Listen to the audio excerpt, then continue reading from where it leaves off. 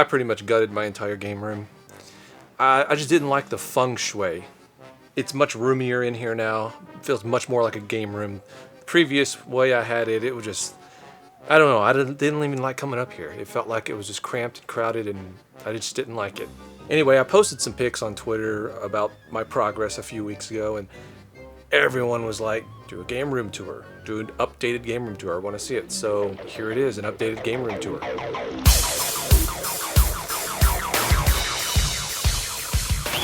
You know, actually, first things first. Yes, I have Christmas lights up. I like them. If you don't like them, you can eat me. I don't care. So as you can see, my entire custom build shelves are gone. And the reason I did that was simple. They were just taking up too much room. The reason I even made those things was because I wanted kind of one of those old school custom like display shelves you'd see like in stores and stuff. Well, after we ended up building that thing, run across Nintendo 64 display case. So I have one now, so I don't really need the old ones. And it was just so big and bulky. And not only that, I had to change the entire carpet up here. We had built the shelves on top of the old carpet. So start from scratch. I figured it would be a great opportunity to kind of build the game room in a new vision, and this is what we have here. As you can see, I've kind of got this wall in two separate sections. It's like a game section on the left and a movie section on the right. So let's start from the left. Right here, I got my magazines. Mostly Nintendo Power, almost all the issues that I want. I'm still missing a few that I really want. And also have some of the more flimsy issues, the issues that have the staples and stuff. I have them kind of by themselves so they don't get like messed up when you take them in and out. I got player guides and just regular game guides in here. I've got Game Pro magazines, Retro Gamer magazine, that's from the UK. So this is pretty much all my gaming magazines here, and as you can see, it's not exactly organized 100% yet. I'm still working on that. I need to get a few more magazine kind of dividers. I like displaying my game boxes because the art, and that's the reason I collect these game boxes, is because the art, I love them and they bring back a lot of memories. To me, if I'm going to have them and own them, I want to be able to enjoy them by displaying them. So when I walk up in here, it gives me happy feelings in the pit of my stomach when I see the box art for TMNT 2, the arcade game, a game I'm very nostalgic of, and Gremlins 2 and Mario 3 and RoboCop 2. Yes, even RoboCop 2. The game's not great, but I have very nostalgic memories for RoboCop 2. These are all empty. I have the loose carts on the shelf so I can get to them easily, but these are just empty boxes, so they're there for decoration. I love them. Now, not every game that I have up here, kind of like the Mega Man X series, are game boxes that I have nostalgia for, but I would say about 80 to 90% of them are. I really wanted to give them a prominent place in my game room. I don't know, to me a game room is a place where you want to kind of get away from the world a little, as cheesy as that sounds, kind of get away from everything. And when I come in here and I first thing I see is those game boxes on the wall, it's like nostalgia overload, and I'm transported back in time. So obviously when I tore down those big massive shelves, I had to put my NES games somewhere. So I custom built this shelf right here to hold my NES games. Now I'm not going to go over all my NES games, and I've done that in the last video, and mainly this video is just going to be kind of going over the overall layout for the most part. And I realize that there's not a lot of room for expansion, but I am going to put another shelf on the very top where I can put some more stuff. Up here in the middle, I've got my favorite Nintendo Power poster, the Teenage Mutant Ninja Turtles 3 Manhattan Project poster. Something about this poster I absolutely love. I wanted that thing like displayed. And below it, I have the Launchbox Mini MAME arcade. Launchbox gave this to me at Retropalooza, and I absolutely love this thing. This is something I've always wanted to have, a little mini arcade that I could play arcade games on with an actual stick and buttons. And I know you can put arcade games and stuff on like an Xbox. You can mount an Xbox. But to me, this is so much cooler. This is like an actual arcade, and it does have like NES games and Genesis games and stuff like that on it. But I don't like playing those on the stick. It was the arcade games that sold me on having this and wanting to get something like this. I don't have room for an actual arcade, but I really don't need one with this. As much as I love video games, I'm a movie buff too. There's a special place in my heart for VHS because I was collecting VHS in the 80s and 90s. I've always wanted a place to kind of display VHS tapes. I find them at the flea market constantly for 25 cents, 50 cents. Some of my favorite movies. You can find movies that were never released on DVD and definitely will never be released on Blu-ray. So obscure stuff that you'll never see anywhere else. It's like a treasure hunt when you're going out and looking for VHSs, or when you stumble upon them. You just don't know what you're going to find.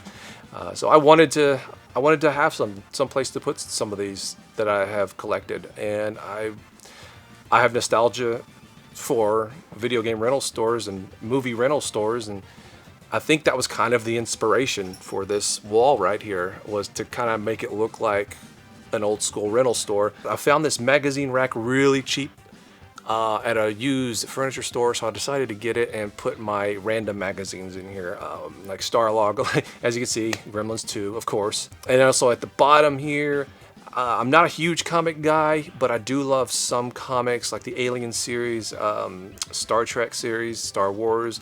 I don't have many at all, but the ones that I do have, I wanted a place to put them, so I figured that the best thing to do, one of the coolest things actually, would be to have a little magazine rack like that. So this whole area is still kind of a work in progress. I'm going to maybe put some posters here down at the bottom, and maybe a couple more shelves.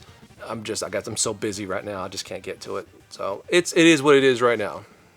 And of course, here is the area where the video games are played. I've got my widescreen TV where I mainly use that for like PS2 games because I have component cables for PS2. And down below that, I have my old console television where I play the old stuff. We're talking Atari and television. Those are my two favorite old systems. It still works awesome. It works great. To me, if you're gonna play Atari, you want that RF signal. You want the snow. You don't want it crystal clear. That's part of the charm to it. And so that's how I play those games. Over here, I have all my other random systems that I would consider the ones that I play the most. And then over here, obviously, the ones I play the most, just because I'm a Nintendo fanboy and probably always will be, the NES, Super Nintendo, GameCube. I have other systems. These aren't all the systems I have. Stuff like the Atari 5200 and Atari XE, things like that. I bust out with them when I want to hook them up, but then I store them when I'm not playing them.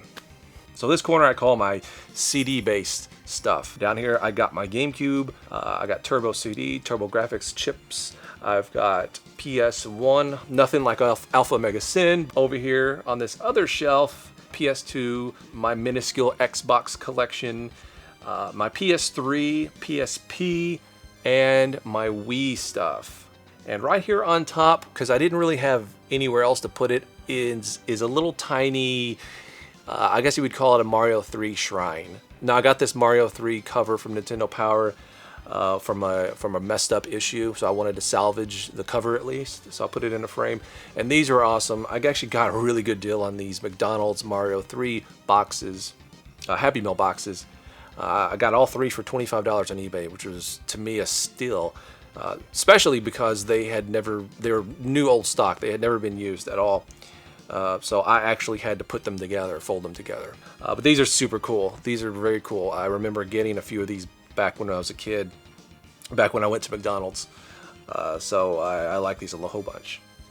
And you've seen this before. This is my custom-built Atari shelf. Not much has changed on this, other than just a few more games that I've gotten since the last video. And it's not just Atari. It's random stuff like TI-99, ColecoVision, and television. You name it. Just kind of like random old school stuff on that shelf.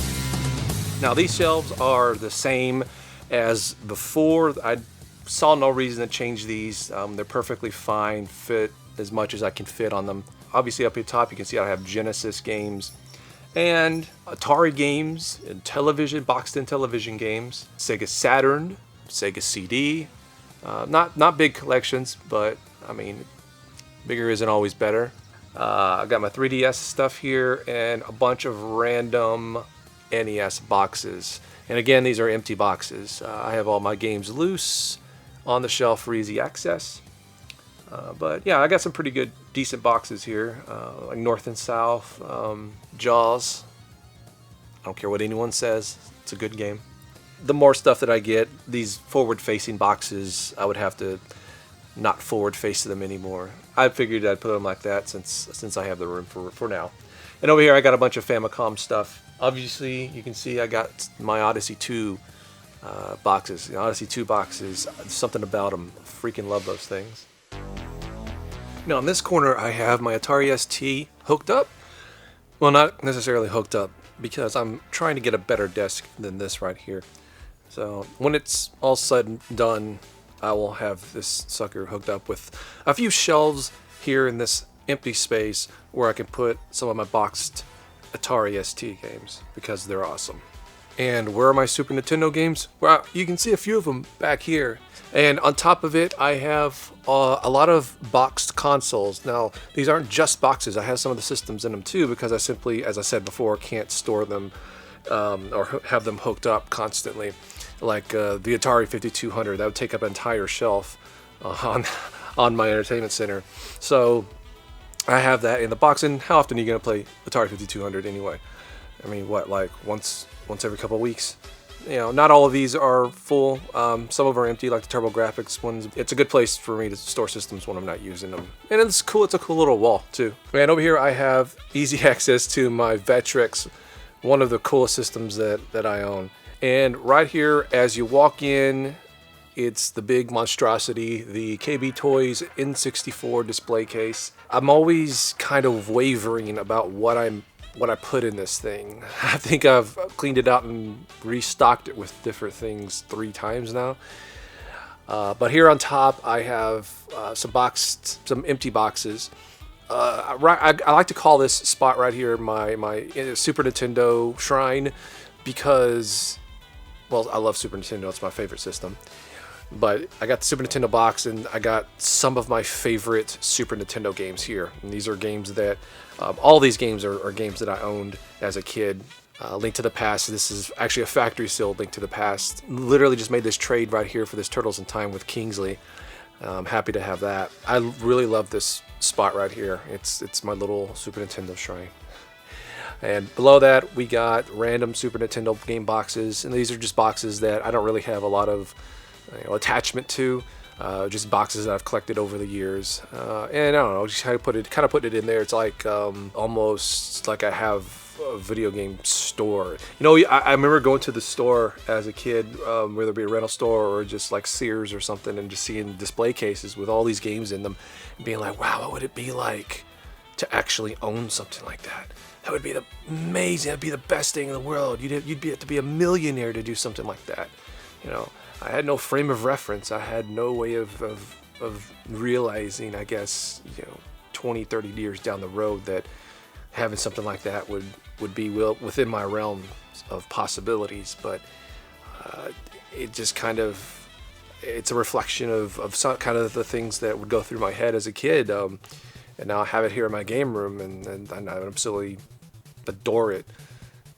That is one of the really, really cool things about having this display case. And down below that, I have my 64 games, both loose and boxed. Down below that, I have my Game Boy games, both loose and boxed. And here's the little Game & Watch that I found, I think, like in episode 12 or 13, 11, something like that. Down here below on the very bottom shelf, just because I didn't really have anywhere else to put them, I got my 3DO games and big boxed PC games. I don't own a lot, but I do own a few, just because I think I don't know, I'm a sucker for box. Have you not figured that out by now? I'm a sucker for box art on pretty much any game. So big boxed PC games have amazing artwork a lot of the times. So that's pretty much the tour. Vastly different than the way I had it before. Much more room in here. God, it feels like I feel like the room in here is like 5 times the size as the other one. So feng shui, so much better.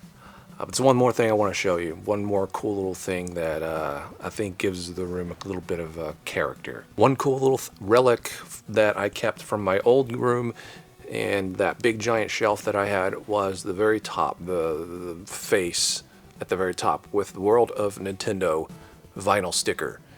I decided to attach that to the top of the wall here and give a cool little effect by putting a LED strip around the back of it. And so I have that up, and I can, whatever mood that I'm in, I can change it to whatever color I feel like. If I'm feeling Sith or light side of the Force, it's whatever. Purple, I love purple for whatever reason. So I have it on purple a lot. And never mind this little gap here. I'm not going to go into details, but the way I had to put this thing back together because it was falling apart when I ripped the old shelves apart. I had to put brackets in certain places, and so when I put it up on the top, it was completely not where I wanted to put it, lined up with the studs. So when I got some time, I'm going to fix that and move it over a little bit. And so ignore that little gap right there. I know it looks like shit right now, but I'll fix it down the road when I got some time. I hope you enjoyed this little tour that I did. Maybe down the road I'll kind of do individual game collections about the specific games that I own. But for now, I just want to do a nice little tour. And I don't know. To me, a game room is kind of a reflection of your personality, and the other one was all cold and cluttered and claustrophobic. This is roomy and nice carpet and I just feel like an actual nice, happy game room band cave. And that's why I like this so much better. So thanks for watching, and I'm going to put the links to like Twitter and Instagram and stuff at the bottom in the description of this video. Actually, probably a little ending screen thing here too. So that way you can see when I post a pic updating a game room and keep up to date on the show and all that stuff. So everyone that followed me on Twitter got to see all this stuff a little beforehand. So it's an easy way for us to communicate because YouTube is YouTube. So take care, guys.